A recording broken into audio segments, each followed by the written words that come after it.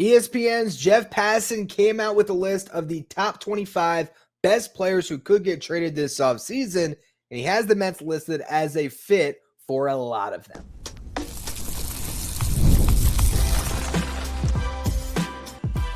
You are Locked On Mets, your daily New York Mets podcast, part of the Locked On Podcast Network, your team every day. Hello to all you amazing Mets fans. You're listening to Locked On Mets, part of the Locked On Podcast Network, your team every day.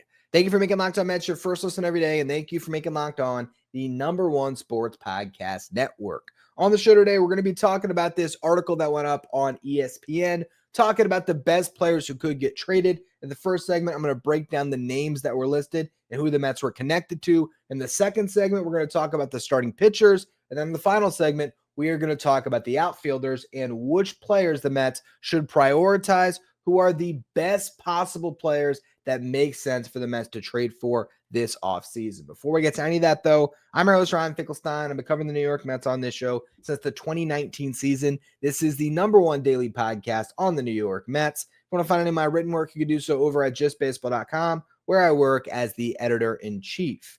Today's episode is brought to you by FanDuel. Right now, new customers can bet just $5. If your bet wins, you're going to get $300 in bonus bets to use across the app. Download FanDuel today. So I really encourage all of you to read this article, and I will put a link of it in the episode description today. It's titled Ranking Players Who Could Be Traded. It's written by Kiley McDaniel and Jeff Passan. I think everybody knows who Jeff Passan is. He is the top MLB insider. No one gets to news better, quicker, more accurately than Passan. But Kiley McDaniel is the guy that runs the scouting, you could say, for ESPN. He writes their top prospect list. And so this is a very fun read because it starts with the buzz section, which is where I'm assuming Passan writes about all the rumors surrounding these players and why they could get moved. Then you have the scouting report where Kiley McDaniel writes about what they offer to their new potential teams. What are these guys, or what do these guys do well? Why are they going to be, so highly coveted on the market?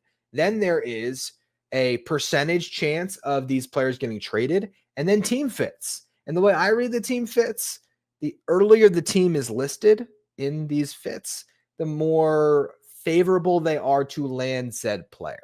So we're going to go through all of this stuff right now from this list because I think it's fascinating, especially when the Mets are linked to 13 of the top 25 and all of the top 8 players who could be moved. A couple players I was surprised the Mets were not linked to as a trade fit: Sandy Alcantara, Edward Cabrera, Mackenzie Gore, because these are all top starting pitchers on the market, and the Mets should be in on every top starting pitcher on the market, but they're all in division. And so I think that's why Passan leaves the Mets off all of those lists. And also because maybe he didn't want to have the Mets on 16 or 18 of the top 25 players as a fit for pretty much everyone. But I think it's a testament to the Mets farm system and their eagerness to make big moves, potentially using that farm system this offseason, that they were listed with for so many different players. The other two that I was a little surprised the Mets were not listed as a trade fit for was Yandy Diaz and Wilson Contreras, because if the Mets don't sign Pete Alonso, I think they could be in on either guy.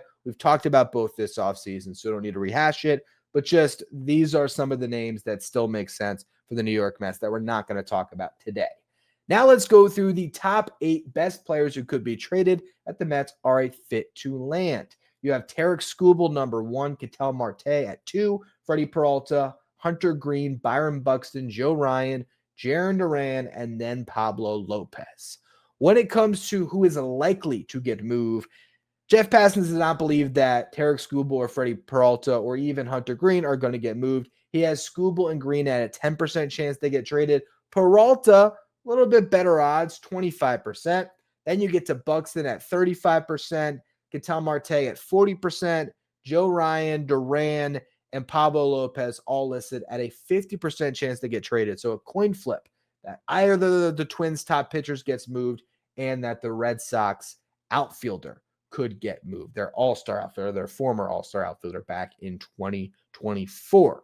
Now, when it comes to that list of 8 names, again, Skubal and Green, I don't even think we can entertain that, dream anymore, just because these guys are too good. It's going to cost too much to trade for them, and they're too valuable to their teams. So it's unlikely that we see either top pitcher actually dealt this offseason. Peralta we'll talk about more because I still love that idea, but the Brewers have given every impression that they intend to keep Peralta because he's only making $8 million this upcoming season, and they still intend to be a World Series contender. I don't buy the idea that the Mets are actually a trade fit for Ketel Marte. And as I mentioned, when the Mets were listed as the first team who could trade for the player, my ears or my eyes, whatever you want to call it, you're reading, I perk up a little bit. I'm like, okay, I like to see that. For Ketel Marte, they were the last team listed out of about 6 or 7. And I just don't know if I could see how the Mets would fit Marte on this roster that they traded for Marcus Semien, unless they get buy-in for Marte that he is okay to play left field. He does have some outfield experience in the past. Or if they're going to DH Ketel Marte, it doesn't make a lot of sense to me. So I'd pretty much ignore that one as well. Again, we're going to focus on these players a little bit more specifically in the next couple of segments as I talk about all of the starting pitchers in one segment and the outfielders in another. I want to run through the other names the Mets were linked to first. They were linked as a trade fit for Steven Kwan and Wilyer Abreu, a couple of defensive-minded corner outfielders that are not slouches with the bat. They're just led by gold gloves as far as their profile. You have a couple of pitchers in Chris Bubich and Mitch Keller, and then Luis Robert, who we have spent plenty of time talking about this offseason. Keller and Robert are both listed as a 60% chance they're going to get traded, so that's a little bit interesting. Those guys more likely to get moved than not. Brendan Donovan was that 75% chance likely he's going to get traded, and that's not a fit for the Mets. They just got Marcus Semien, but I wanted to mention that because Brendan Donovan is not the most likely player to be traded on this list. The most likely player to get traded on this list is a Met, and it's Jeff McNeil coming in at number 25. So he is the worst of the players who could get moved, but also the most likely to be traded. And the idea behind that is the Mets just got Semien, so where does McNeil play? They say he's a below-average corner outfielder, so why are the Mets going to keep him? I think McNeil is just an average corner outfielder and a guy that is really great on your bench. Kylie McDaniel says in this scouting report, if you're a contending team, McNeil's a good player to have. The Mets are a contending team. I don't buy that it's an 80% chance he gets moved, but also I do not have the insight that Jeff Passan does, so this could indicate that I may be wrong in my assumption that the Mets are not going to trade Jeff McNeil, because my thought has been now that they move Nimmo, McNeil can be very valuable as a bat off of your bench and a guy that can give you insurance at 4 different positions, left, right, second, and first. But maybe he is going to get moved as the Mets try to change out their clubhouse culture and just move things around. Not that they had a bad culture, but maybe it's just time to move on from a core that since 2019 has made the playoffs twice and has only won a playoff series in one season. They won 2 playoff series in 2024, but still, it makes sense in that regard to move on from McNeil. I just don't like the idea of trading him for nothing, but that is a story for another day. The bottom line is you look at this list and the Mets are in the market to trade for a top starting pitcher or a top corner outfielder. That is what this is really suggesting with the players that they're linked as a fit for. So in the next segment, we're going to talk about all the starting pitchers, which one makes the most sense for the New York Mets, who is the best fit not only for their impact in the upcoming season, but how the Mets line it for a trade. I'm going to talk about that here in just a minute. Today's episode is brought to you by FanDuel. The NBA is back, and there's no better place to get in on the action than FanDuel, the official sports betting partner of the NBA. Even if you missed the start of the game or you want to ride the hot hand, FanDuel has live bets on everything from who will score next to fourth quarter comebacks. Plus, you can even combine your live bets into a same-game parlay for a shot at a bigger payout. It keeps every game exciting, especially when your team is making that late push. And right now, FanDuel is giving new customers $300 in bonus bets when your first $5 bet wins. So you put down a $5 bet. If it hits, you're going to get $300 in bonus bets to use across the app. So head to FanDuel.com to sign up and play your game with FanDuel, the official sports betting partner of the NBA. If you're watching on YouTube, do me a favor and hit that subscribe button. Help us get closer to our next goal of 16,000 subscribers.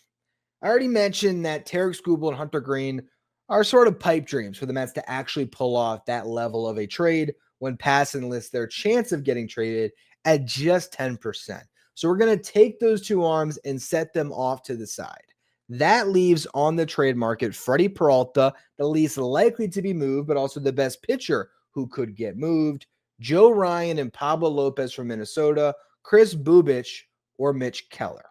I want to start with the two Twins pitchers who we haven't spent time on in the past, but the fact that they are listed at a 50% chance that they're going to get moved, that makes this a very interesting prospect where they are clearly on the table.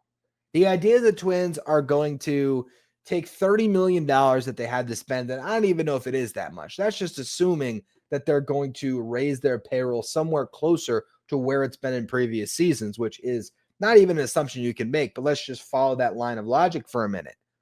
How can the Twins spend that money, roll into next season with Byron Buxton as their star in their lineup, Joe Ryan and Pablo Lopez headlining a rotation that has a lot of question marks, a bullpen that was just gutted at the deadline, and a lineup that just does not have much behind Buxton? Yes, if Royce Lewis can stay healthy and play to his potential, sure, but that's a lot of ifs, ands, and buts. It just seems like they should continue to strip it down. And so it would make sense to start with your pitching, because once you trade those two guys, guess what? Now Byron Buxton will say, all right, fine, I'll waive the no trade clause. I don't want to play on a horrible team for the next 3 years as I wind down the rest of my career. Trade me to a winner, and now Buxton could get moved. So which pitcher do you want? I've already pulled the audience on this, and it was overwhelming how many people wanted Joe Ryan over Pablo Lopez after I made my case on the show on why I liked Pablo Lopez more. I'm actually going to go to YouTube real quick and see if I can find that old poll that I put out there, because, yeah, here we go. So it was a month ago.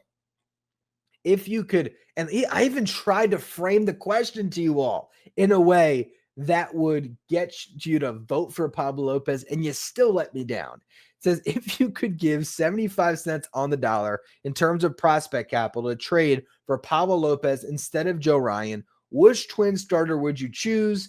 70% of the vote came in on Joe Ryan, 30% on Pablo Lopez, and I don't get it. I really don't, because honestly, maybe I even undersold it there. It might be 60 cents on the dollar to get Pablo Lopez instead of Joe Ryan, because Joe Ryan right now is probably the most coveted arm on the trade market, because a lot of people believe there's ace potential, even though he's never quite fully showed that at the big league level. The strikeouts are great, the walk rate's great, but he has a little bit of a home run problem, and the ERA has not ever been at an ace level. He's also cheap in terms of how much he's going to make in arbitration. Projected for around $6 million this upcoming season with one more year left. You can assume maybe he gets at best a $6 million bump at best, where he doubles his salary in the final year. And that's if he has a monster 2026 season. So you can pretty much say pretty comfortably, if you're a team that's going to acquire him, we're going to get Joe Ryan. He's going to cost us less than $20 million for 2 years of control. Meanwhile, Pablo Lopez gets paid for the next 2 years, $21.75 million. So that's an investment of $43.5 million. On the market, Pablo Lopez would get that and then some, but he's coming off a season that ended due to injuries. He had a shoulder injury, which he did return from, but then he hurt his forearm making a diving play on the field. And so you're looking at Ryan coming off arguably a career year where he was healthy the whole season. Pablo Lopez, who was hurt, you have to pay Pablo Lopez way more. So I just think that it's going to be a lot easier to acquire Pablo Lopez and cost you way less in terms of prospects than it will take to pry Joe Ryan from the Twins and from other teams who are vying for him, like the Boston Red Sox, who can't go out and just sign a starting pitcher like the Mets can, or can't go out and acquire another $20 million in salary because they just picked up $20 million in salary for Sonny Gray. It seems like the Red Sox, who have a great farm system, are going to be in the market for Mackenzie Gore and Joe Ryan. Meanwhile, the Mets can get in on guys who are making a little bit of money like Pablo Lopez. And it just makes it a perfect fit for the Mets. And then let's get into the comparison on these pitchers, because I don't get why everyone has such a love affair for Joe Ryan, and Pablo Lopez doesn't get much love when these guys over the past 3 years have been close to the same pitcher. And you can make a case that Pablo Lopez has been better. Across the last 3 seasons, both of them in the Twins rotation, Pablo Lopez has pitched 455 innings in 78 starts. Joe Ryan, 467 and 2/3 innings pitched across 82 starts, and he has 1 relief appearance. Per start, you have Pablo Lopez at 5.83 innings per start, and you have Joe Ryan at 5.63. So point is, Lopez has gone a little bit deeper into games. You look at ERA, Pablo Lopez has the edge at 3.68 compared to Joe Ryan at 3.85. He has the edge and wins above replacement by 1. They've both won exactly 31 games. Joe Ryan's lost more. Not that I care about record too much, but he's lost 27. Lopez has lost 22. Joe Ryan has a slight edge on strikeout rate and walk rate, a 1.5% advantage in strikeout rate, a 0.7% advantage in walk rate. But Lopez is actually a lot better at keeping the ball in the yard. So you look at it and you look at their FIP, which is fielding independent pitching. Lopez again has Joe Ryan beat 344 to 379. As I mentioned, Joe Ryan's coming off the healthy season. He was great in the first half, a 2.72 ERA, floundered post deadline, probably due to the fact that his whole team got traded away. So I could understand if teams are buying into Joe Ryan over a full season being a sub-3 ERA pitcher. And if that's the case, yes, that is more valuable than Pablo Lopez to a certain extent, and that could make him the best starting pitcher moved this offseason. But Pablo Lopez, when he was on the mound, pitched to a 2.74 ERA this past season in 14 starts. So I really don't know. I feel like the floor is similar for these guys, and Joe Ryan has maybe a little bit of a higher ceiling, but Pablo Lopez also has a lot of experience pitching in the NL East, starting his career with the Marlins. The only reason why Pablo Lopez is getting paid more than Joe Ryan is because he made it to the big leagues at 22. Joe Ryan made it to the big leagues at 25. So Lopez would have already hit free agency, but when he got traded to the Twins, he signed an extension.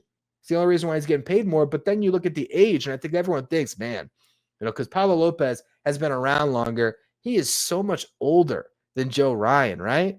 I just mentioned Joe Ryan debuted 3 years later than Pablo Lopez. It's not a 3-year difference in age, it's just a 3-year difference in service time. I don't know if that's, down to the if it actually is exactly 3 years of service time. I have to look it up. But just as far as span of career, Pablo Lopez has been around for 3 additional seasons. But these guys are basically the same age, exactly. You have Pablo Lopez, who is 3 months older than Joe Ryan. 3 months, not 3 years. So same age, last 3 years, identical production. Or if you really wanted to say who has been better, it's been Pablo Lopez. One is going to cost you for sure Jonah Tong or Brandon Sproat, and one of your top position player prospects, not named Carson Bench. Pablo Lopez, I think you could trade from the 8 to 12 range in your farm system instead of your top guys, and you can pull off that trade. Where for Pablo Lopez, maybe you only have to give up one guy that really hurts. Maybe it's, say, a Ryan Clifford, or it's a Jacob Reimer instead of a Jet Williams or an AJ Ewing. Maybe it is Jack Winninger or Jonathan Santucci instead of having to give up Jonah Tong or Brandon Sproat. I just think the difference in the cost of acquisition should be so stark that I have no idea why everybody is so in love with Joe Ryan and just kind of scoffs at the idea that Pablo Lopez is the answer. I think the only thing that makes sense for me at why people have this opinion is just recency bias. It's recency bias, and it is just the newer, sexier name in Joe Ryan because the perception is he's younger and he's got more upside when, again, he's really not that much younger. I don't even know how much more upside is really there. Pablo Lopez has some stretches where he's been a pretty unbelievable pitcher. So clearly, if you haven't gotten it so far, the guy I want for the Mets to trade for is Pablo Lopez. And then the other names that are listed here, you have Mitch Keller, and I don't even want to spend any time on him. I just don't think he's a frontline arm. I really don't. 3 years of team control, okay, but he's making $20 million in that final season, and I think he's a good 4. And that could be way too harsh on the guy. I get he's had some good stretches. He's never put it together for a full season, though. So why am I going to buy in on Mitch Keller and give up prospects to get him? I don't like Mitch Keller. So we'll leave it at that. Chris Bubic is an interesting one that we've also talked about a little bit this offseason. Wouldn't mind taking a flyer, but to me, if you're trading for Chris Bubic, it should be as the second arm you acquire, and you better have signed Framber Valdez or Michael King, somebody better than Bubic, especially because this is a guy who hasn't been able to stay on the mound. Now, part of that is just Tommy John surgery, but this was his first season trying to be a starting pitcher and be healthy again. In 2024, he came back off of TJ and made a big impact out of the Royals bullpen. He started off outstanding this past year, made 20 starts, pitched to a 2.55 ERA, but then he had a season-ending shoulder injury.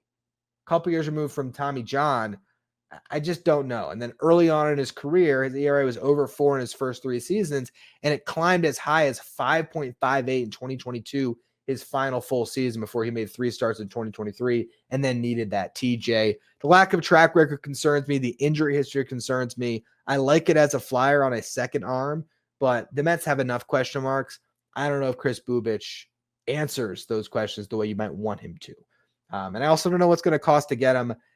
To me, again, I'd rather throw more prospects at Freddy Peralta and try to pry Peralta from the Brewers than taking a flyer on Bubic when there's so much risk involved. And I just don't think he's your ace next season. Freddy Peralta can be your ace. Pablo Lopez, you probably don't want him to be your ace, but to me, Pablo Lopez is the type of arm that you can acquire that can be that ace, that can be the veteran atop your rotation. But Nolan McLean ends up being your actual ace. And ultimately, Pablo Lopez could be a very good 2 or even a 3, depending on how other things shake out with your rotation. Ultimately, Freddy Peralta is still the dream. I'm all in on Peralta. I don't care if it makes the Mets the Milwaukee Mets, because David Stearns just keeps on acquiring his former players. I love the idea. I think the Mets are the one team that might be able to put the prospects on the table that sort of gets the Brewers to blink on their stance of not moving him, and they can get a deal done. But if you're not going to get Freddy Peralta, to me, Pablo Lopez makes all the sense in the world in terms of what it would take to acquire him and the impact they can have on your rotation. The final segment, we're going to talk about outfielders the Mets could target and trade. Who's the best fit? We'll go through it in just a minute. If you're an everydayer that always tunes into the show, make sure you become a Locked On Mets insider. This is our texting service where you get updates from me anytime news breaks on the Mets. You can ask me questions anytime, or you can drop a perfect metaphor to me that just is so great that I featured on the show, because this is a text I got today from an insider talking about the Devin Williams signing. He says, this deal was really a masterclass of taking away the risk of not having a fallback option and also eliminating Edwin's leverage. He says, it's like the movie Speed when the guy has a hostage and all the leverage, and they say, what do? And you shoot the hostage to take them out of the equation. Well done, Stearns. I love that. I love that. I was laughing when I read that text, and I just really do enjoy engaging with the insider. So if you want to be part of that texting community, you can find the link in the episode description or go to subtext.com/lockedonmets. Let's go through the outfielders that the Mets were linked to now. You got Jarren Duran, Byron Buxton, Stephen Kwan, Wilyer Abreu, and Luis Robert again. Luis Robert, we spent time on him. I can talk myself into it. I have in the past. But the more I think about it and the way that Chris Getz values him, the idea of trading Mark Vientos for Luis Robert, in theory, sure. And the trade that I mocked when I had Elijah Evans on, who is a White Sox fan who covers the White Sox on Future Sox, when we talked about it, the idea of trading, Mark Vientos and Jeff McNeil for Luis Robert, I could see it. You're moving off of 2 guys that maybe you want to move off of, and you're getting a flyer in Robert. I'd prefer to just keep McNeil and Vientos. I'd rather bet on 4 years of Mark Vientos' upside than an expensive year of Luis Roberts' upside with another expensive club option on the other end of it. Just not a fan anymore, the more that I've really thought about it. We've talked about Duran and Buxton plenty, and you can actually look back to a show I did last week to get a deep dive on both of those guys. The show was titled, Will the Mets Land a Star to Replace Brandon Nimmo? The short version is, I love Jarren Duran. I think he would be a great defensive center fielder because he was one in 2024. He's an extra base hit machine. He has been an all-star who has performed as one of the best players in baseball during the 2024 season. He had a strong finish in the second half, and he would slot right near the top of your lineup. You can go Lindor, Duran, Soto, or you can go Duran, Lindor, Soto if you want to make it left switch left in your lineup as far as, mixing up the lefties and righties. But to me, he's the perfect fit. Byron Buxton has the highest ceiling of the bunch. He's also still on a cheap and affordable contract, but the injury history concerns me. And also, he played a lot of center field this past year, which was awesome, Buxton did, but he didn't play a great defensive center field. He played about an average defensive center field. And with the Mets prioritizing defense, I don't really think that is the target for them. That's why Duran, to me, still makes the most sense of the guys we've talked about, but two that we haven't really talked about, Wilyer Abreu and Steven Kwan. These guys would improve the Mets in the corner outfield in a significant fashion defensively. Both of them Gold Glovers, Kwan in left, Abreu in right. This would require Carson Bench to be the Mets starting center fielder next year, which we were talking about that possibility when Brandon Nimmo is still on the Mets. It's still on the table. For Kwan, I think he's probably the more recognizable name because he's been an all-star for the Guardians. Wilyer Abreu has yet to have an all-star season, although he was trending towards one at the beginning of this past year, and then the numbers started to dip and he had to deal with some injuries. I think he had an oblique injury that really tripped him up.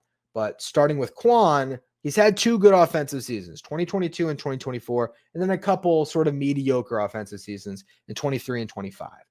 In the years where he's been good, he has hit in the 290s because this is a guy that is elite in putting bat to ball. Not going to strike out a lot. He's going to get on base. When he's been at his best, he's got on base at a 370 clip. When he hasn't been his best, that average drops from the 290 range to the 270 range, and the on-base percentage from the 370 range to the 330, 340 range. He's not getting on base at the same high clip. He's not nearly as valuable of a player, but he still brings you the Gold Glove defense and left. He's added a little bit of pop the last 2 years, getting over 10 home runs in each of the past two seasons, but he doesn't really give you much in that department. But he does give you more stolen base prowess than Abreu, as Kwan can swipe you 20 bags. Abreu, you're lucky if you get 10, but Wilyer Abreu gives you pop that Steven Kwan does not. He hit 22 home runs in 115 games this past season for the Red Sox, and he played Gold Glove defense in one of the toughest right fields in baseball in the expansive Fenway Park and right. So Wilyer Abreu could come in, could be your starting right fielder. You move Soto to left. Your outfield defense is significantly better. He's still pre-arb, Wilyer Abreu is. 4 years of team control compared to 2 for Steven Kwan. But because of that, I think it would cost way more to acquire Abreu than Kwan. And in some respects, I do wonder if it would cost as much as it would take to get Duran to trade for Abreu, even though Duran is the better player, but he only has 3 years of control instead of 4, and he's going to cost the Red Sox about $8 million this year, and they are still thinking about how they spend. They have a budget they have to work within. It's a big budget, but it's not the Mets budget, which is really no budget. So for the Red Sox, you trade Jarren Duran, you move off of $8 million. You have Wilyer Abreu, a Gold Glover in right. You have Ceddanne Rafaela, a Gold Glover in center, and then Roman Anthony will play left field. It makes all of the sense in the world to trade Duran. There's been a lot more smoke around Duran getting traded than Abreu, but maybe Abreu is easier to move or easier to find a partner for, because if you're trading for Mackenzie Gore, you're going to trade Wilyer Abreu, or the Nationals are going to want Wilyer Abreu over Duran because it's an extra year of control. And again, he's cheaper. Wilyer Abreu being pre-arb makes him, for this upcoming season, one of the most valuable players in baseball in terms of production for contract, because he's getting paid the minimum and he can be an all-star in right field. I think there is that potential. Again, 22 homers in 115 games. There's 30 home run upside to dream on with Wilyer Abreu. If he's hitting 30 and playing Gold Glove defense and right, that is a very good player. The difference with Duran is just you're getting the league leader in triples the past 2 years. You're getting a doubles machine. You're getting a guy that has popped 20 home runs in the big leagues, going to steal a ton of bases and can play center. I love Duran. I've talked about it. Back to the deadline, he was the guy I wanted, and then it seemed like, okay, he's not going to get moved. So we sort of turned our focus to Luis Robert and Harrison Bader and Cedric Mullins, the guys that we expected to get traded. Then we got to the offseason, and again, he's on the block. Duran is, I think, my favorite trade fit for the New York Mets, even over the starting pitchers. Because the difference between Jarren Duran and Freddy Peralta, it's 3 years of control on Duran, it's 1 year of control on Peralta, and you are going to get probably more impact from a starting center fielder for 3 years, or even just a starting center fielder this upcoming season than you might get from Freddy Peralta. I know the New York Mets need an ace. I want Peralta too. I just think that it's unlikely that the Mets swing 2 massive blockbuster trades that are going to require 2 top 10 prospects in their system. I don't think they make 2 of those trades this offseason. I could see them trading for Pablo Lopez and Jarren Duran because, again, you don't have to trade from the very top of your farm system to get Pablo Lopez. So I think that might be the best package of trades the Mets could make, finding a deal for Pablo Lopez that does not require any of their top 3 starting pitching prospects or their top 3 position player prospects. So that is Nolan McLean is untouchable, Jonah Tong, and Brandon Sproat on the pitcher side. On the hitter side, that is, of course, Carson Bench, also untouchable, Jet Williams, and AJ Ewing. I think you can trade for Pablo Lopez without giving up any of those 6 guys. And if that's the case, that's a guy I'm targeting on the trade market, and I'm really considering very heavily. Jarren Duran, I think you're going to have to trade either Jonah Tong or Brandon Sproat, and you might even have to trade a Jet Williams in that deal, but you're getting a guy who can be an all-star for the next 3 years if he plays to his potential.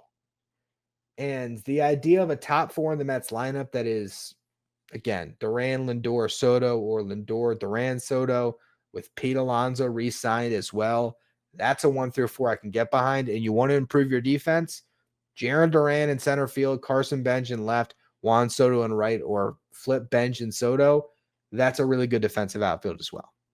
So we'll see what the Mets ultimately decide to do this offseason, which guys they actually target and pull the trigger on making a trade for.